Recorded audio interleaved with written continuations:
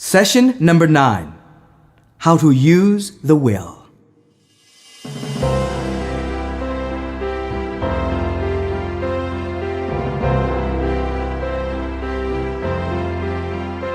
From time to time, I have said the statement, where there is a will, there is a wall. In other words, if you become willful and try to force something, try to make something happen, you'll create resistance.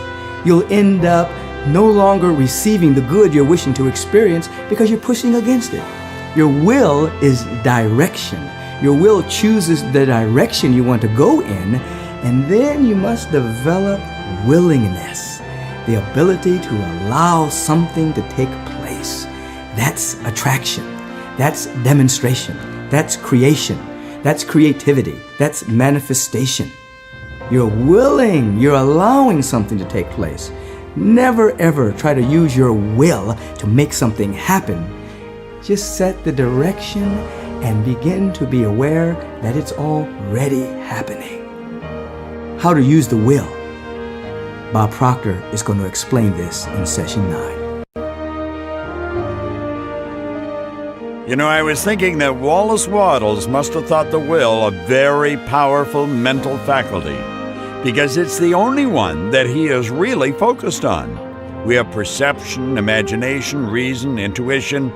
None of those took up an entire segment of this material, and yet the will has taken up 2. Napoleon said, "I see only the objective, the obstacle must give way."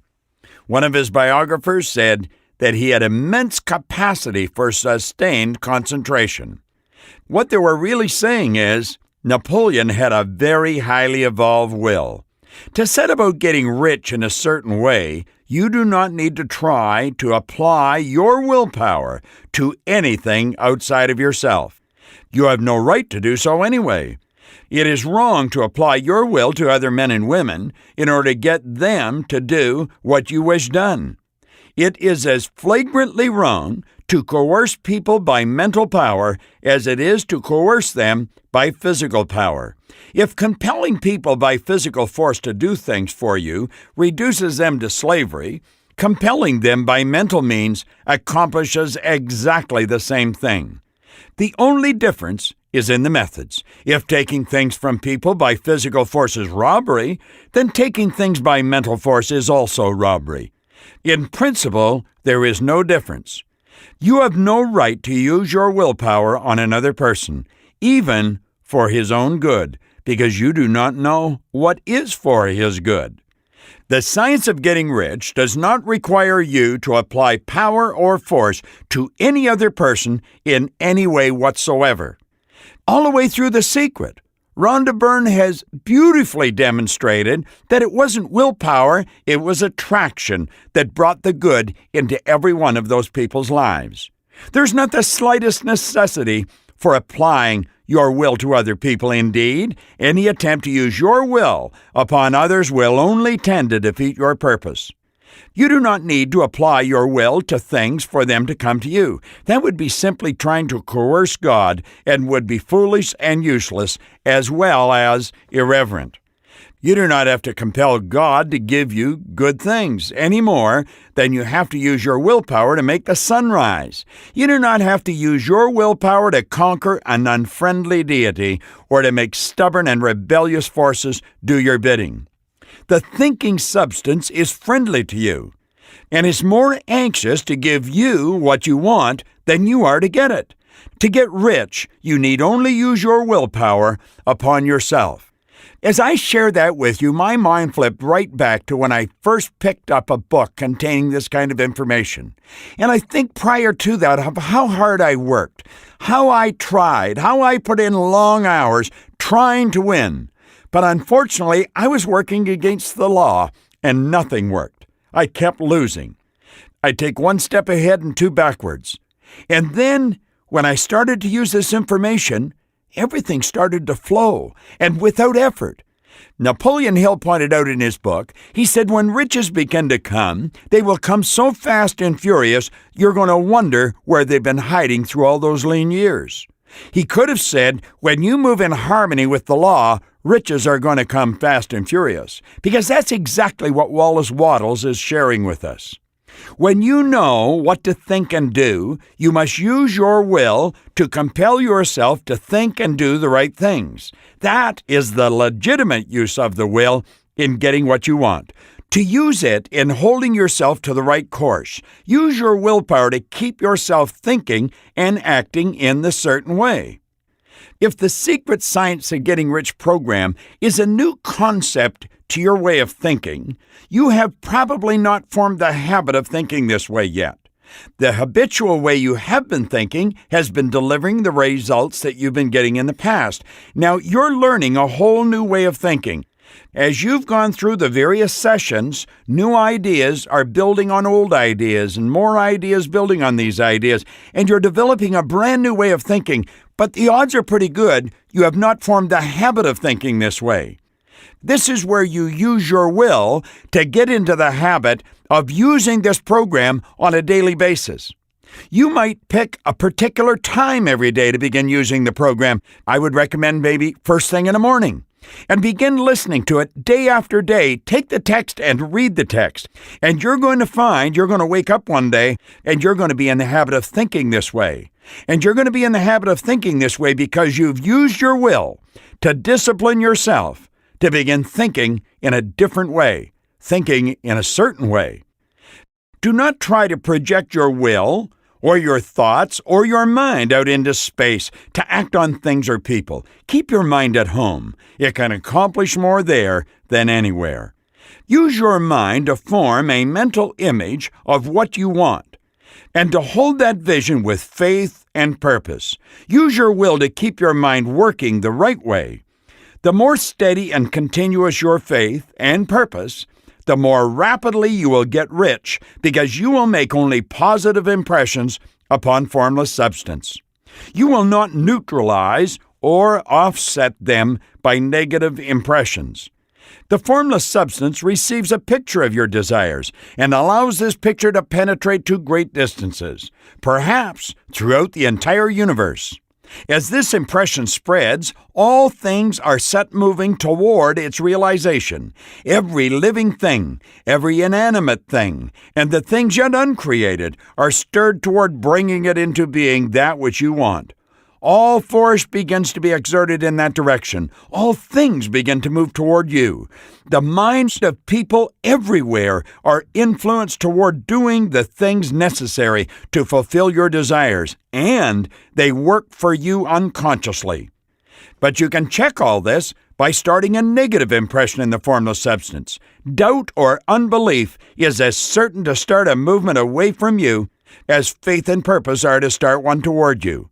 By not understanding this, most people fail when they try to make use of the mental science to get rich. Every hour and moment you spend in giving heed to doubts and fears, every hour you spend in worry, every hour in which your soul is possessed by unbelief, sets a current away from you through the whole domain of the intelligent substance.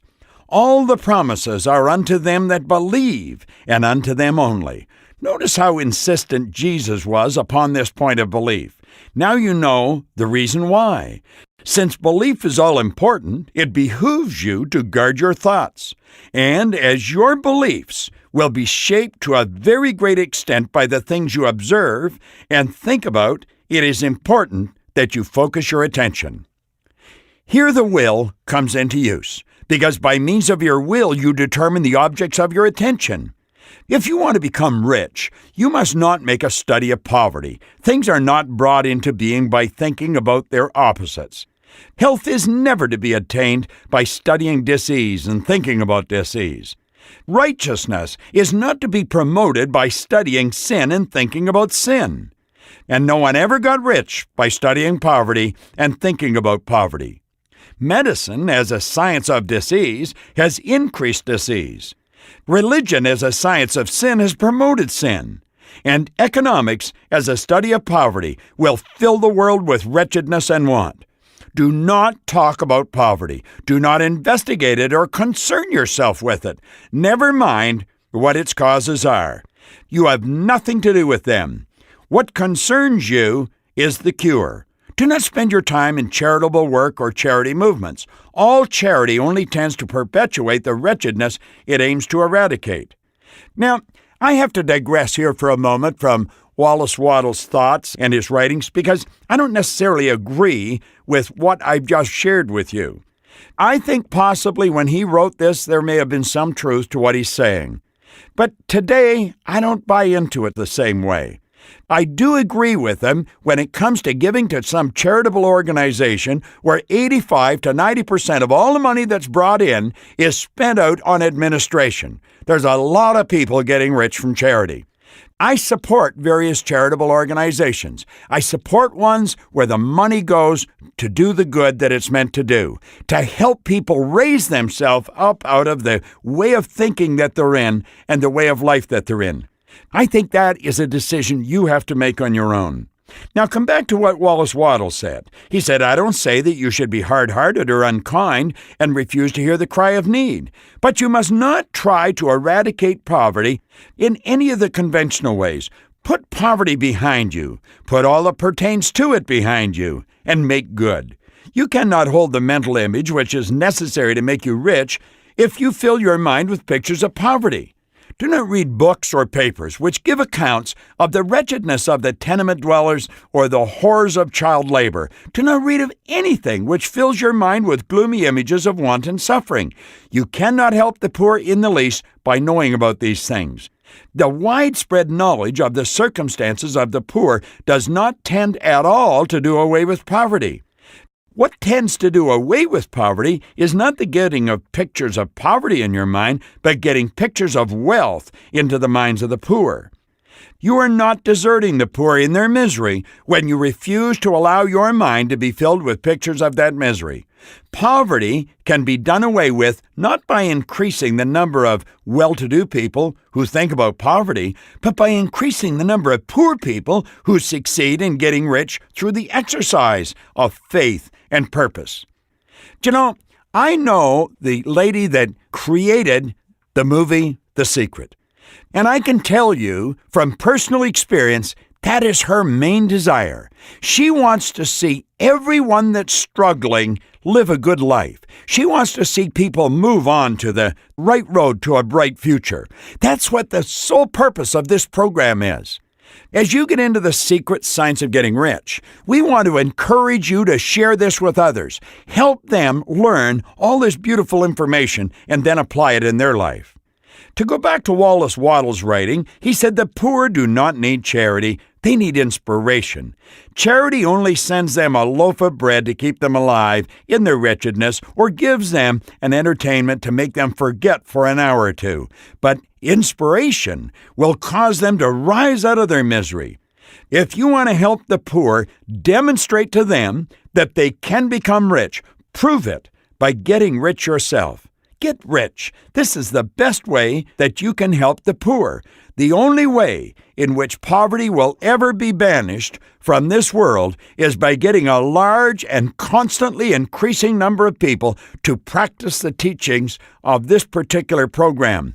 And you know, that's exactly what The Secret's doing. The Secret movie is a phenomena. There's never been a cent spent on advertising, and it's sweeping the globe. Everyone's talking about it. And you know something? I think the time is right. It's time everybody did talk about it.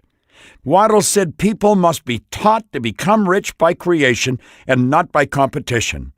He went on to say that every person who becomes rich by competition kicks down the ladder by which he or she rises and keeps others down. But the person who gets rich by creation opens a way for thousands to follow and inspires them to do so. You are not showing hardness of heart or an unfeeling disposition when you refuse to pity poverty or to think or talk about it or to listen to those who do talk about it. Use your willpower to keep your mind off the subject of poverty and keep your mind fixed with faith and purpose on the vision of what you want. I want to make certain that as many people in the world get this program as we can reach, and I want you to help us. I honestly believe that the secret science of getting rich will transform the thinking of everyone it comes in contact with. And using the will is how we get ourselves to move in the direction we want to move.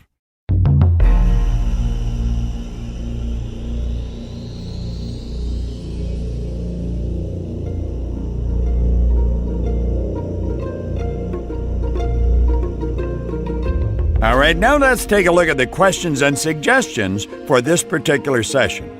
Here's one for you. Tell in your own language why you have no right to apply your willpower to others. You know, we're constantly trying to do that. We're always worried about what people think as well. I like Terry Whitaker's book, and the title of the book is What You Think of Me Is None of My Business. Good advice. Well, we're suggesting here that you tell in your own language why you have no right to apply your willpower to other people. Let's quit trying to change the world. Let's quit worrying about what they think. Let's work on ourselves. And that's what the will is for. The second, can you compel the things you want to come to you by exerting willpower? If not, why not? Now here's the third one. Explain how positive and negative impressions are made on the formless substance. And last but not least, what should your attitude be toward poverty?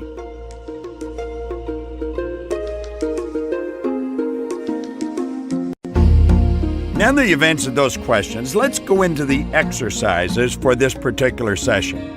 The first exercise begins with a suggestion from Wallace Wattles. He said, every person who becomes rich by competition kicks down the ladder by which he rises and keeps others down. But every person who gets rich by creation opens a way for thousands to follow him and inspires them to do so. Now, what we want to suggest is that you name 6 creative income-earning opportunities that you have been made aware of in the past year. Now, think of what I'm saying. I want you to take a pen and a pad and write down 6 creative income-earning opportunities that you have been made aware of in the last year. Now, when you have those income opportunities written down, I want you to think of this. The will is the intellectual factor that gives you the ability to hold one image on the screen of your mind.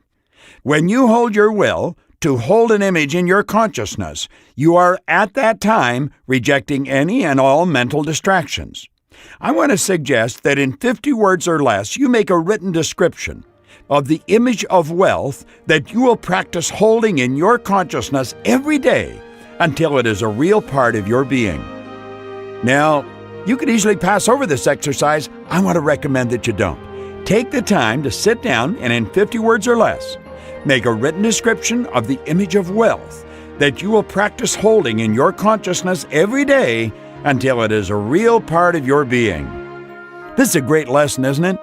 And you know, the next lesson, we're going to talk about further use of the will. You're going to learn to love it.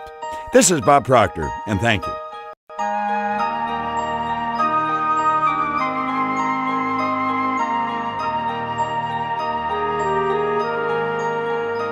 Hello, this is Jack Canfield.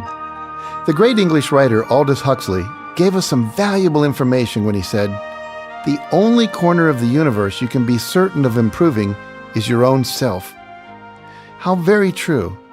And yet I find it strange and sad that such a large mass of individuals are out there in life trying to win by attempting to exert their will on others. Wattles makes it very clear in this session when he says, "The science of getting rich does not require you to apply power or force to any other person, in any way whatsoever.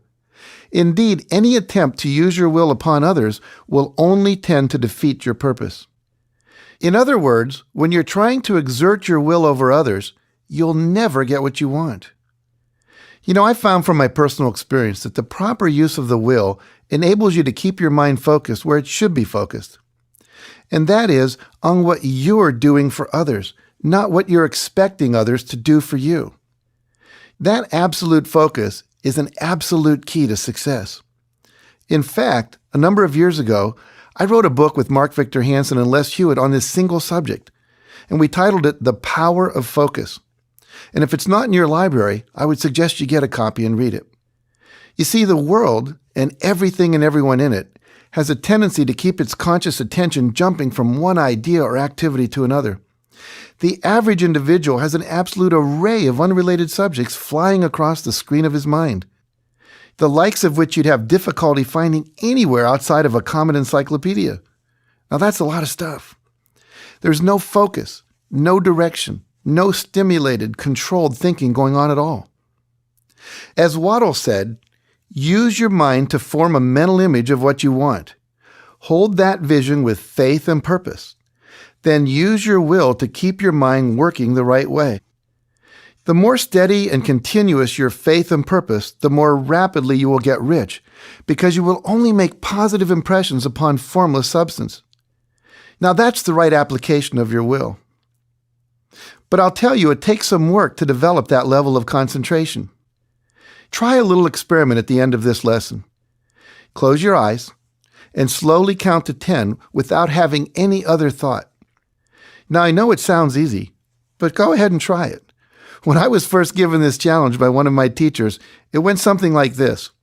1, 2, 3, 4. Oh, this is a piece of cake. This is easy.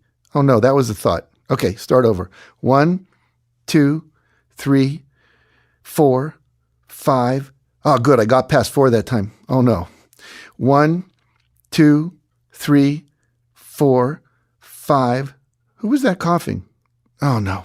1, 2, 3, 4. My lower back hurts. Hey, this isn't as easy as I thought. 1, 2, 3, 4. Did I feed the cat this morning? You know, I did this for 10 minutes and I never got to 10. I later learned that people who practice Zen meditation spend years sometimes before they can achieve this. Now imagine applying this to your dreams. It might sound something like this. I want to live in a 6,000 square foot house on the ocean. How am I ever going to afford that? I can hardly afford to pay the rent on this apartment. Who am I kidding? I can hardly pay all of my bills, and why is my phone bill so high this month? Wish my wife wouldn't call her mother in Texas so often. Doesn't she realize we can't afford that? Maybe we should enroll for an internet online phone service, then we could use the computer and all of our calls would be free. That's a good idea. I should have thought of that sooner. I'll do that this afternoon. Hey, wait. I'm supposed to be visualizing my dream house. Okay, let's focus. Let's picture that on the ocean. 6,000 square feet, great stereo system. I can listen to all my music. You know, I should get an MP3 player. That'd really be great. Oh, no, wait. Back to the house. And so it goes in the beginning. But with time, you will learn to focus. But it's like developing a muscle. It takes constant work, over time, consistently every day. But I promise you, you will get good at it. Bob did, Michael did, I did, thousands of people have, and so can you. And the better you get at it, the faster your desires will manifest. The more rapidly you will see results. And there's another benefit as well. You will become more centered and more relaxed. You'll become more optimistic and more certain, more at peace with your ability to create whatever you want. So give special attention to this lesson. Listen to it a number of times. And then I encourage you to get honest with yourself. Stand back and look, as a stranger might, at how you've been utilizing your mind and how you've been utilizing your will.